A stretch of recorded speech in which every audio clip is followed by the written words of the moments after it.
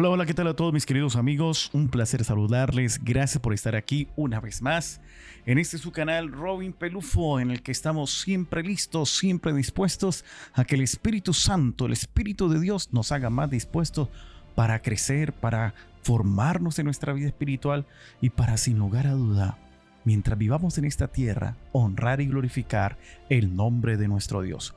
Muy bienvenido en su canal. Vamos a suscribirnos, vamos a compartir cosas lindas, cosas eternas. Vamos a dejar la manito arriba y muy bienvenido. Esto es Estudiando Juntos con Robin Pelufo. Vamos al episodio número 12. Episodio número 12. La vida en comunión con los demás. Hay una contradicción que duele más de lo que queremos admitir. A veces, irónicamente, tratamos mejor a un desconocido que a nuestra propia familia. Por ejemplo, si tenemos una visita que llega a casa, preferimos darle la silla, ¿cierto? Y tal vez actuamos de manera hasta grotesca. Levántese de ahí, préstele la silla, no ve que acabo de llegar. Venga, siéntese. Cuando esa persona que está allí es tu hijo, es tu familia, es sangre de tu sangre. Afuera quizás somos amables, pacientes, correctos, pero en casa, en cambio, sale todo, lamentablemente, lo cortante, respuestas rápidas y, claro, el cansancio, la fatiga, el estrés, la falta incluso del culto familiar, que es tan importante para nuestra vida espiritual. Y todo eso está allí en medio de nuestras relaciones intrafamiliares y mostramos triste y lamentablemente falta de simpatía con aquellos que son precisamente tu familia. Afuera somos amables, pacientes, correctos, y en casa, en cambio, sale el tono cortante, la respuesta rápida, el cansancio sin filtro y esa dureza que nunca mostraríamos en público. Y eso revela algo muy preocupante, porque la fe no se nota primero en lo que cantamos o decimos delante de otros. La fe se nota en cómo respondemos cuando alguien de casa nos interrumpe, nos contradice, nos hiere o nos decepciona. Ahí se ve si Cristo gobierna de verdad el corazoncito. Por eso Colosenses es tan incómodo y a la vez tan necesario, porque no nos deja vivir una espiritualidad de apariencias. Nos lleva al comedor, a la conversación difícil, al matrimonio tensionado, al hijo herido y al padre cansado, al trabajo invisible, a la palabra que construye o destruye. Y ahí nos muestra algo sumamente poderoso. Dios empieza transformando tu mundo desde una plataforma. Empieza en lo cotidiano, empieza en la casa, empieza en ti. Y tal vez la paz que estás pidiendo para tu familia no comienza cuando cambien todos. Tal vez comienza cuando Cristo cambia tu manera de amar, cuando cambies tu manera de hablar y a la vez de reaccionar. Pablo escribe Colosenses para recordarnos que Jesús no vino a ocupar un rincón de la vida, sino el centro de todo. Por eso cuando baja la doctrina a la práctica, no empieza por las multitudes ni por la influencia pública. Empieza por el hogar, empieza por las relaciones más cercanas, por aquellos que son importantes para ti. Empieza por esos vínculos donde es más difícil fingir. Y eso ya es un mensaje, porque muchos quieren una fe que lo haga ver espirituales, pero Dios quiere una fe que transforme el carácter. En el mundo de Pablo, la casa estaba atravesada por jerarquías duras y relaciones de poder. Pero el evangelio entra justamente ahí y cambia la lógica. Ya no se trata de quién controla más, sino de quién refleja mejor a Cristo. Ya no se trata de imponerse, sino de aprender a amar, servir y escuchar y hablar de otra manera. Pablo no está dando consejos para que la convivencia funcione mejor, está mostrando qué pasa cuando Jesús reina y esa transformación toca la vida diaria. Porque es fácil parecer maduro cuando todos te observan. Lo difícil es responder con gracia cuando estás cansado. No descargar tu frustración sobre quien más amas y vivir con coherencia. Ahí es donde la fe deja de ser verdaderamente un discurso y se vuelve vida, praxis. La primera área de que Pablo confronta es el trato dentro del hogar. Y la verdad es que ahí solemos fallar mucho. No siempre peleamos por falta de amor. Muchas veces peleamos por exceso de ego. Queremos que nos entiendan, que nos validen y que nos escuchen primero. Que quizás reconozcan nuestro esfuerzo y que el otro cambie antes que nosotros. Así, sin darnos cuenta, la casa se convierte en un pequeño tribunal donde cada uno defiende su caso. Pero el Evangelio rompe esa dinámica. En el matrimonio, la lógica de Cristo no alimenta una lucha por el control. El esposo no es llamado a dominar, sino a amar como Cristo, con entrega, con paciencia y protección y ese tierno cuidado que el Señor nos mostró amando a su iglesia. Y la esposa no es llamada a desaparecer. Todo lo contrario. Es llamada a responder delante de Dios con dignidad, fe y disposición a honrar al Señor.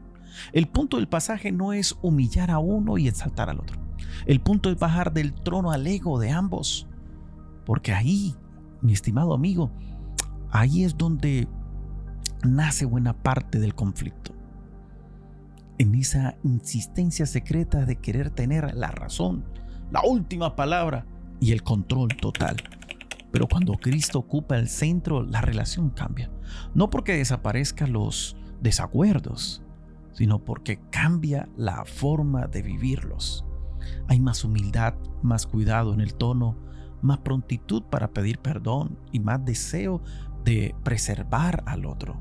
Y ese principio no aplica solo en el matrimonio. Toda relación empieza a sanar cuando dejas de preguntarte cómo ganar la discusión y comienzas a preguntarte cómo reflejo realmente en mi vida diaria a aquel que murió y dio su vida por ti y por mí. Luego, Pablo entra en una relación más delicada, padres e hijos. Y aquí el texto es profundamente pastoral, porque no solo manda obediencia a los hijos, también pone un límite serio a la dureza de los padres. En otras palabras, Dios no solo mira cómo responde un hijo, también mira cómo corrige un padre. Y eso importa mucho porque la voz de los padres no pesa como cualquier otra voz. Sus palabras se quedan, forman, dan seguridad o la quitan, acompañan o aplastan. Un hijo puede olvidar una regla, pero rara vez olvida el tono con el que fue tratado. Puede olvidar una corrección, pero no siempre olvida la humillación. Por eso Pablo advierte contra la autoridad que irrita, desalienta y rompe el ánimo. La autoridad que se parece a Cristo no deja de corregir, pero corrige sin despreciar, da dirección sin humillar, forma sin destruir, y los hijos también son confrontados. Honra a los padres. Eso de honrar a los padres no significa negar que existen heridas sin fingir que todo fue justo. Significa no convertir la rebeldía en identidad y permitir que Dios siga formando el corazón en la respuesta y la obediencia. Cuando en una casa solo hay órdenes, el ambiente se enfría.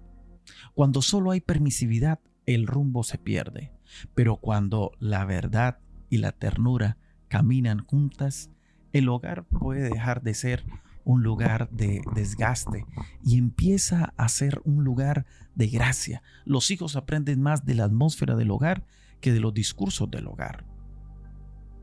Por eso, la fe debe sentirse en el ambiente.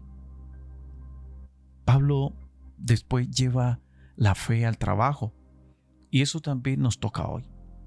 Porque hay personas que separan su vida espiritual de su rutina diaria, como si Dios solo importa en el culto o en los momentos quizás devocionales. Pero Colosenses dice que Cristo también mira cómo trabajas. Mira tu integridad cuando nadie te supervisa. Mira si haces las cosas con excelencia o más bien, como dirían por allí, entre dientes, ¿sí? Con desgano. Como, uy, mejor, no. Mira si tu carácter cambia cuando aparece especialmente la presión, el cansancio o quizás la monotonía. Trabajar de corazón es entender que incluso lo más común puede convertirse en una ofrenda cuando se hace ¿para quién? Para el Rey de Reyes y Señor de Señores. Y eso también cambia la manera de liderar. Si tienes autoridad sobre otros, no puedes tratar personas como herramientas. No puedes exigir respeto mientras das dureza. No puedes pedir excelencia sin practicar justicia. El evangelio entra también a la oficina, al negocio y a la rutina diaria. Y justo cuando pensamos que Pablo ya tocó lo esencial, añade que puede sanar mucho o destruir mucho la manera en que tú y yo conversamos o decimos las cosas, la manera de hablar. Él dice que nuestras palabras deben estar sazonadas ¿con qué? Sazonadas con sal. Qué imagen tan hermosa. La sal conserva, da sabor y evita que las cosas se descompongan, evita la corrupción.